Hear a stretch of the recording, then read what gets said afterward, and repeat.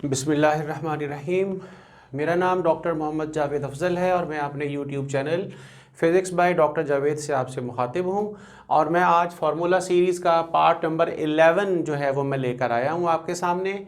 और सबसे पहले हम शुरू करेंगे तो मशहूर ज़माना सीरीज़ है हमारे पास, लाइमन सीरीज़, बामर सीरीज़, पैस्टन, ब्रैकेट, पीफन और लास्ट पर फिर हमफ्रे सीरीज़ होती है।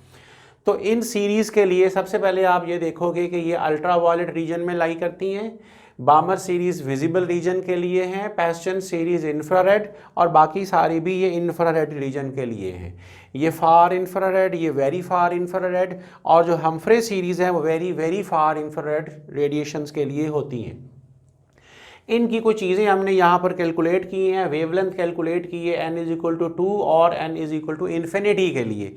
ये वो चीज़ें हैं जो पास पेपर्स में आई हुई हैं, लिहाजा उसे एक ख़ास जो है ना वो रंग दिया गया है। और इसके अंदर भी आपको 40 के करीब MCQs जो है ना वो यहाँ पर नज़र आएंगे। फार्मूला जो है वो ये है 1/λ रेडबर्ग कांस्टेंट, ये हाइड्रोजन के लिए है। याद रहे तमाम चीज़ों के लिए, गैसेस के लिए, मेटल्स के लिए जो रेडबर्ग कांस्टेंट है वो अलग-अलग से है। तो 1/1 का स्क्वायर माइनस 1/n का स्क्वायर, यहाँ n जो है वो 2, 3 और 4 के लिए होता है। बामर सीरीज़ के लिए जो n है वो 3, 4, 5 और 6 के लिए होता है। पैस्टन के लिए जो n है वो 4, 5, 6 और 7 के लिए होगा। ब्रैकेट के लिए n 5, 6, 7, 8 के लिए है and so on. P fund के लिए 6, 7, 8, 9 के बाद सो ऑन आता है। हमफ्रे सीरीज़ जो है जिसका नाम हमें हिस्ट्री में मिलता है, टेक्स्ट बुक्स में इसका नाम नहीं मिलता, इसके लिए जो n है वो 7, 8, 9, 10, 11, 12 एंड सो ऑन के लिए रखा गया है। अब अगर हम वेवलेंथ कैलकुलेट करें तो आपको ये वाली चीज़ें याद रखनी है जो मैं यहाँ पर बता रहा हूँ कि ये यहाँ n=2 होगा तो 4/3r और ये 36/5r, ये 144/7r, ये 400/9r है, ये 900/11r है। और इसके लिए आप खुद से कैलकुलेट कर सकते हैं। लाइमन सीरीज़ में अगर हम इन्फिनिटी वाला n जो है अगर हम उसको लें तो फिर लैम्डा 1/r है, 4/r है, 9/r है, 16/r है, 25/r है और यहाँ पर 36/r आएगा। तो उसके बाद एंगस्ट्रॉम के अंदर जो वैल्यूज़ हैं इनकी ज़्यादा इंपॉर्टेंस नहीं है। जो मैंने चीज़ें मेंशन कर दी हैं सर्कल के अंदर वो चीज़ें इंपॉर्टेंट हैं, इनका आपने ख्याल रखना है।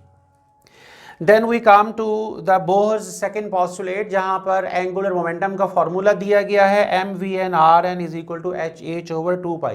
और बाज़ औक़ात हम यहाँ पर भी n जो है ना वो लिखते हैं कि n का मतलब इंटेग्रल मल्टीपल ऑफ h/2π है, तो तब उसके लिए n यहाँ लिखना बहुत ज़रूरी होता है। और उसके बाद जब हम क्वांटाइजेशन ऑफ रेडियाई को कैलकुलेट करते हैं तो हमारे पास Rn जो है वो R0n² के इक्वल आ जाता है। n जो है यहाँ पर ये ऑर्बिट का नंबर है। तो इसके जो MCQs होंगे वो हम जूम क्लास के अंदर उसको करेंगे। बोर का थर्ड पॉस्टुलेट जो है वो डेल्टा E=En-EP है। ये हायर एनर्जी ऑर्बिट है, ये लोअर एनर्जी ऑर्बिट है। इसी तरह यहाँ जो En है ये क्वांटाइजेशन ऑफ एनर्जी से कैलकुलेट किया गया है। ये En=-E0/n² से आप इसको जाहिर करते हैं। n यहाँ पर क्वांटम नंबर है और ये माइनस साइन ये शो करेगा कि आपको ये एनर्जी जो है वो सप्लाई करनी होती है। तो डिफरेंट ऑर्बिट्स के अंदर ये एनर्जी को सप्लाई करने का जो रेट है ये डिफरेंट हो जाता है in order to eject an electron out of the surface, metal surface या आउट ऑफ द एटम। इसके बाद हमारे पास यहाँ पर आइसोटोप्स, आइसोबार्स और आइसोटोन्स हैं। ये तीनों मिलती जुलती चीज़ें हैं और इनके बारे में बड़ी एम्बिग्विटी जो है ना वो पैदा होती है बाज़ औक़ात। तो मैंने यहाँ बड़ी क्लियरली लिख दिया है कि आइसोटोप्स, आइसोबार्स और आइसोटोन्स किस तरह से डिफ़र कर सकते हैं। तो आप याद रखेंगे कि आइसोटोप्स के अंदर सिर्फ न्यूट्रॉन नंबर का डिफरेंस होता है, उनका मास नंबर, उनका एटॉमिक नंबर सेम होता है। लेकिन जो आइसोबार्स हैं इनके अंदर एटॉमिक नंबर डिफरेंट होता है, मास नंबर सेम हो सकता है, न्यूट्रॉन नंबर में भी सेम हो या ना हो इसका फ़र्क नहीं पड़ता, लेकिन जो एटॉमिक नंबर है इसके लिए वो डिफरेंट होगा। आइसोटोन्स का जहाँ तक ताल्लुक है उनका न्यूट्रॉन नंबर सेम है। आप देख रहे हैं कि आइसोटोप्स और आइसोबार्स में न्यूट्रॉन नंबर जो है वो इस तरह से है, यहाँ बिल्कुल डिफरेंट है लेकिन यहाँ बिल्कुल सेम होगा, और इसके लिए मे और मे नॉट भी वो चीज़ें आ सकती हैं।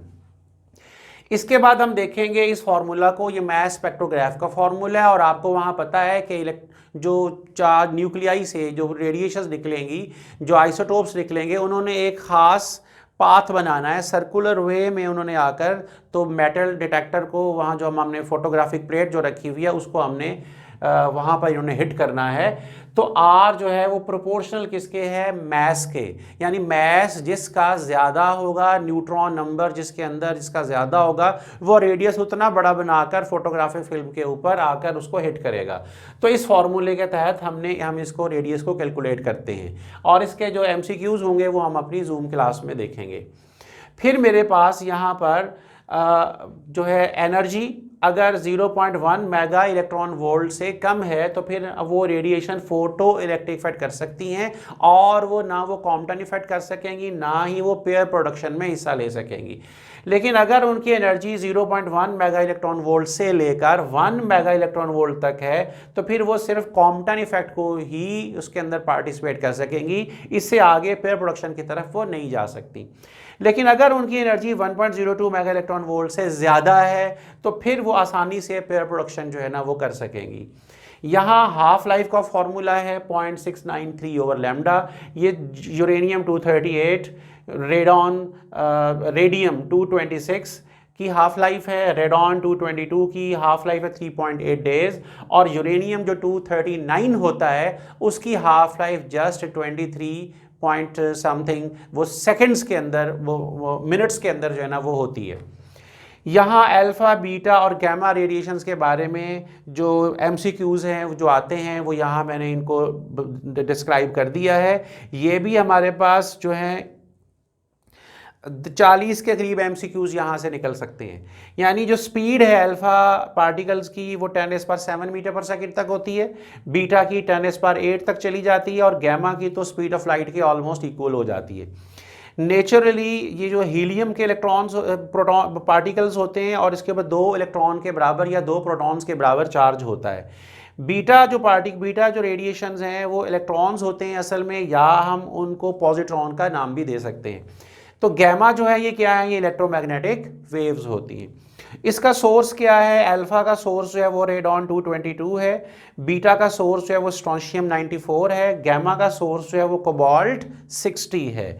आयोनाइजेशन इनकी कैसी होगी, इसकी 10⁻⁴ टाइम्स ये आयोनाइज कर सकता है, ये 10⁻², और ये बहुत ही कम, या तो मैं यहाँ 10 लिख देता या 10⁻1 लिख देता, या 1, इसमें कोई ऐसा नहीं है, ये 1 बहुत ही कम आयोनाइजेशन गैमा की, इसका मतलब है कि ये करेगा। रेंज इन एयर जो है, alpha particles several centimetres, beta के लिए सेवरल मीटर्स, और गैमा के लिए जो है वो ओबे करता है इनवर्स स्केयर लॉ को। एब्जॉर्ब कैसे होते हैं ये, अल्फा पार्टिकल्स पेपर उनको रोक लेता है, बीटा पार्टिकल्स को एल्यूमिनियम शीट जो है 1 से 5 मिलीमीटर तक जिसकी थिकनेस होगी, एल्यूमिनियम शीट बीटा पार्टिकल्स को रोक सकती है। लेकिन गैमा को रोकने के लिए 1 से 10 सेंटीमीटर जो है वो उसकी मोटाई की, थिकनेस की लेड की शीट जो है ना वो यूज़ होती है। एनर्जी जो है, अल्फा पार्टिकल जब निकलते हैं न्यूक्लियस से तो उन तमाम अल्फा पार्टिकल्स की एनर्जी सेम होती है, लेकिन बीटा और गैमा जो है इनकी एनर्जी जो है वो वेरी कर जाती है। तो ये था आज तक का, यानी FSC का जो फार्मूला सीरीज़ के हिसाब से मैंने कंप्लीट कर लिया है, और कल जो है नेक्स्ट जो होगा, आगे आने वाली जो पार्ट 12 जो होगा वो इंशाल्लाह BSc की तरफ जो है ना वो हम जाएंगे। तो तब तक के लिए डॉक्टर जावेद को physics by doctor Javed channel से इजाज़त। अल्लाह हाफिज़, अपना बहुत ख्याल रखिएगा।